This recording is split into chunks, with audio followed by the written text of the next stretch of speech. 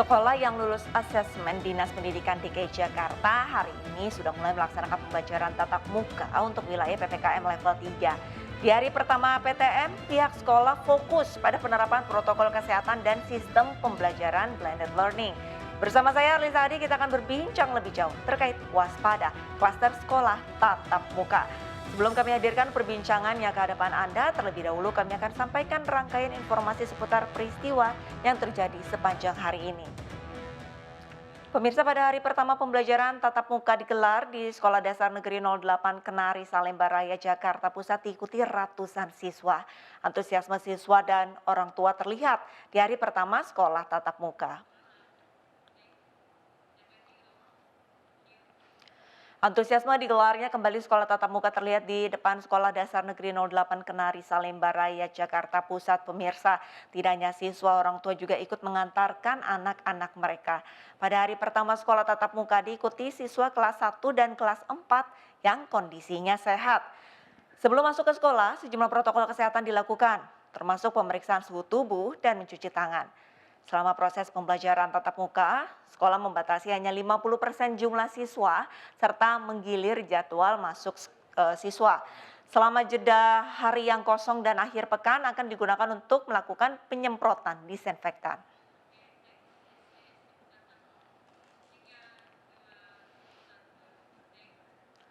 Pelaksanaan kegiatan sekolah tatap muka dilakukan serentak di sejumlah sekolah di wilayah ibu kota.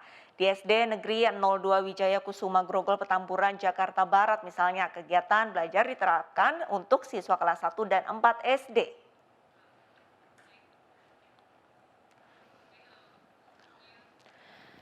Satu persatu siswa menjalani pemeriksaan suhu tubuh saat memasuki halaman SD Negeri 02 Wijaya Kusuma Grogol Petamburan, Jakarta Barat. Orang tuanya diperbolehkan mengantar siswa di depan gerbang sekolah. Pada hari pertama uji coba sekolah tatap muka, pihak sekolah membatasi kegiatan belajar untuk siswa kelas 1 dan 4 SD. Sebanyak 32 siswa atau 50% dari total kapasitas. Sementara mata pelajaran siswa kelas 1 belajar mengulang bacaan dan siswa kelas 4 mengikuti pelajaran matematika. Durasi belajar di ruang kelas dibatasi hanya 3 hingga 4 jam dalam sehari. Uji coba kegiatan sekolah tatap muka juga digelar di SMK Negeri 60 Jakarta. Selain menerapkan protokol kesehatan, pihak sekolah juga memberlakukan kegiatan belajar bergantian 3 hari dalam 1 pekan. SMK Negeri 60 adalah salah satu sekolah di tingkat SMK di wilayah ibu kota yang lolos asesmen Pemprov DKI Jakarta untuk pelaksanaan kegiatan sekolah tatap muka.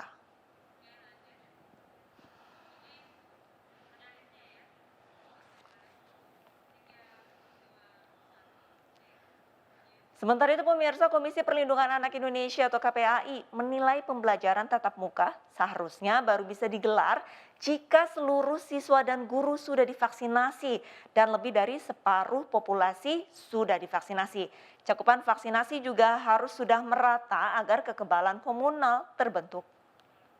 Memang usia 12 sampai 17 tahun bisa divaksin. Anak di bawah itu kan belum.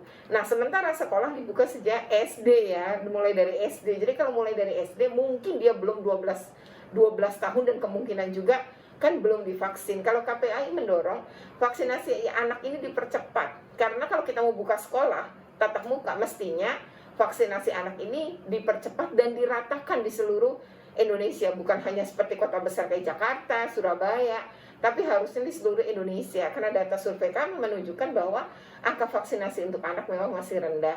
Amannya ya sekolah dibuka itu sebenarnya kalau WHO ya 70% populasi. Nah, kalau memang guru sudah divaksin, guru kan nggak nyampe 10% lah jumlahnya. Tapi kalau murid, nah ini butuh vaksinasi untuk kekebalan komunitas itu kalau vaksinasinya memang sudah di angka setidaknya mendekati 50%, atau anak yang belum divaksin syaratnya orang tuanya sudah divaksin. Mungkin itu bisa jadi aturan. Dan terakhir adalah bagaimana untuk tidak menjadi klaster baru, orang tua harus ngajarin anak dari sekarang, sebenarnya dari kemarin-kemarin seharusnya ya, bagaimana tetap menggunakan masker dan mencuci tangan secara benar. Itu hal paling simpel yang harus dipersiapkan. Pemirsa, perbincangan masih akan kami lanjutkan pada segmen kedua di Indonesia Bicara. Tetaplah bersama kami.